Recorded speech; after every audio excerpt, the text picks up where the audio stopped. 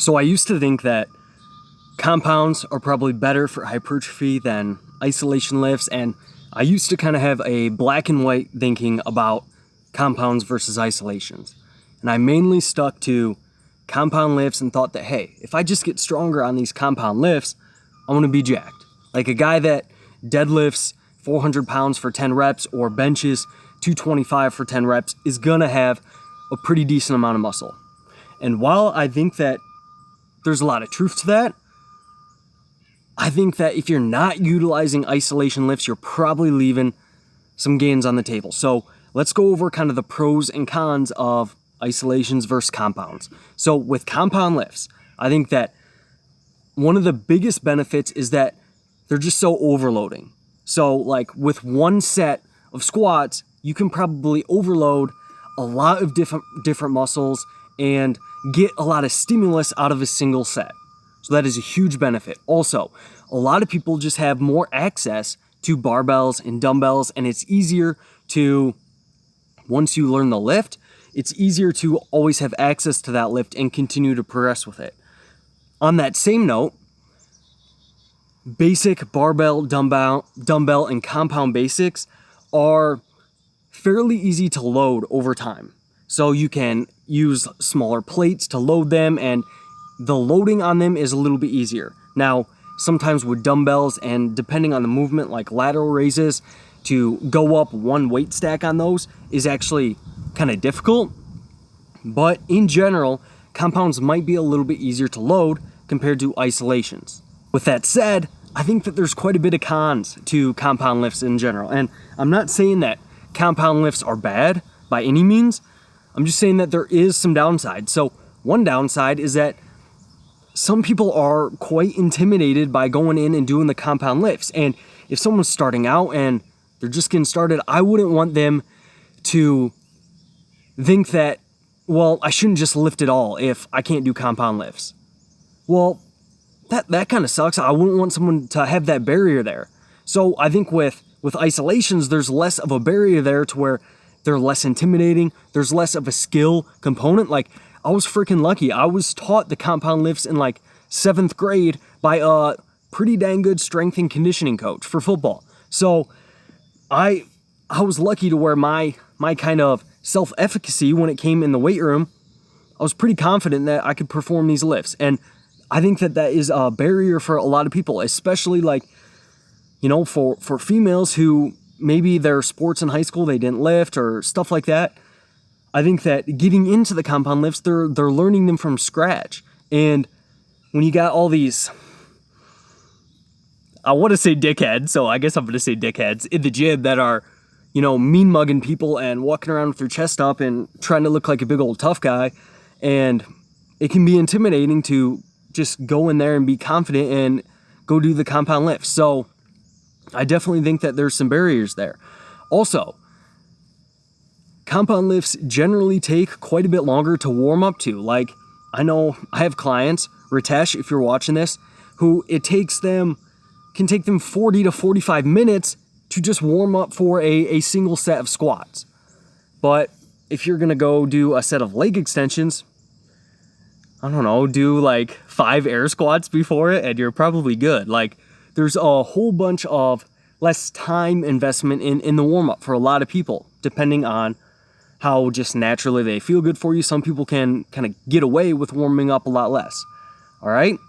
Additionally, for compound lifts, in between sets, there's probably going to be a little bit more rest time that's needed because they're usually a little bit more systemically taxing and that sort of thing. Like, you're probably going to need a little bit longer rest after a set of squats compared to a set of leg extensions. All right. So there's definitely some negatives there. And they also kind of, for a lot of people, tend to beat up the joints and stuff like that a little bit more.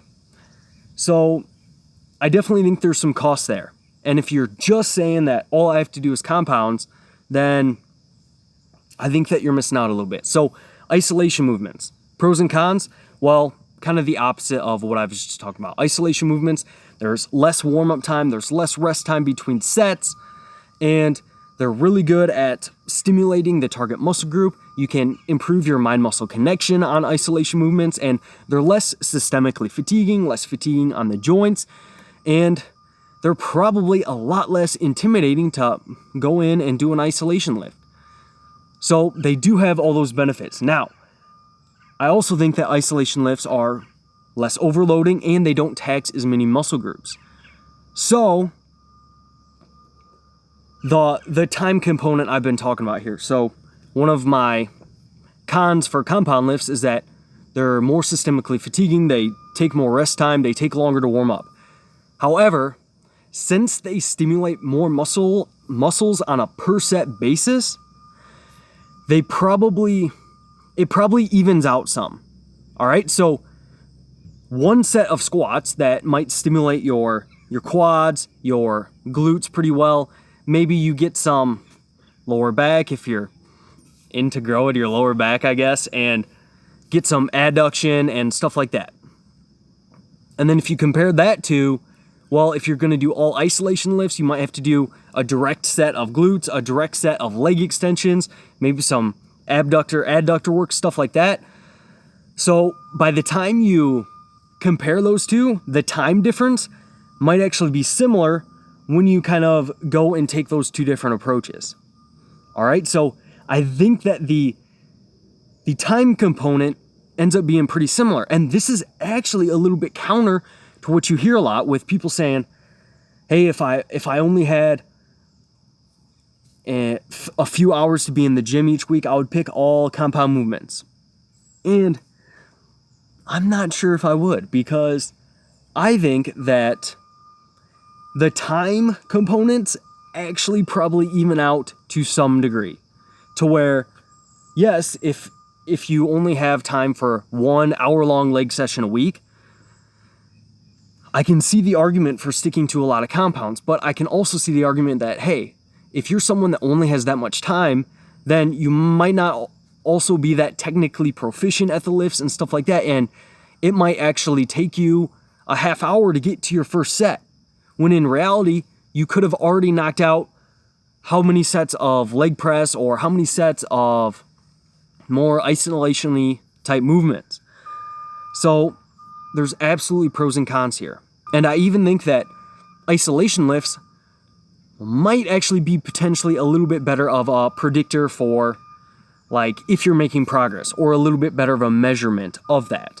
And the reason I say this is because, and I think this comes from some stuff out of James Krieger and maybe Mike Isertel, people smarter than me, and the idea is that since these lifts are less technically challenging, I think you get what I mean, less skillful, then they could be better predictors of hypertrophy, because if you're increasing your performance, it's less likely to be due to because of just getting better at the lift. Like squats, you could just be getting better at the movement pattern of performing squats. All right, so there's that benefit as well. Now, this isn't me arguing for either compounds or isolations, and I don't think that that's the best question. I think that the answer for what you should do in your programming kind of lands in the middle, and I think that a nice balance of them both makes sense, especially considering, the compound taxing lifts are conducive to overloading your muscles.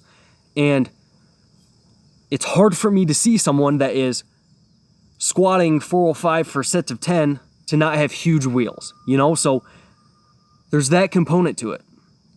But I think that isolation lifts, you can kind of fill the gaps really nicely. And isolation lifts, you have those other benefits, and you can fill up your peripheral muscle MRV without adding a ton of systemic fatigue.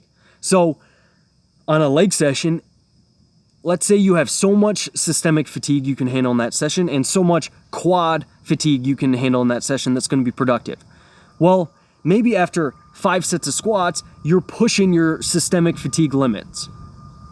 But you can add an additional 3 sets of leg extensions or something like that and fill up that productive quad volume without a ton of systemic fatigue. So, in general, I think that there's still a little bit something to having quite a few of your lifts be in those basic compound, barbell, dumbbell, multi-joint exercises. And I don't think coming away with just do all isolation lifts is probably the best idea. And I think that a nice balanced approach of 40 to 60+% of your exercises coming from those compound basics and then filling up the rest from isolation movements absolutely makes sense. But something I learned this week in school was I'm in a sports psych class and we're learning about what leads to commitment in sport. Why do people keep doing their sport? And one of the biggest things is sport enjoyment.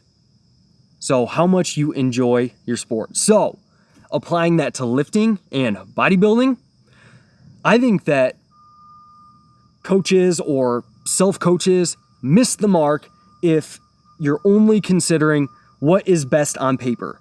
And I think it's very important to consider what is going to lead to some enjoyment, because I think that's going to increase commitment. And if commitment is increased, then you're going to be in the gym more. You're going to be maybe providing more effort and that sort of thing. And considering that the name of the game in building muscle is consistent effort over time, I think that enjoyment component absolutely needs to be considered. So I hope you enjoyed this. Let me know if you have any thoughts below, and I will see you next Sunday.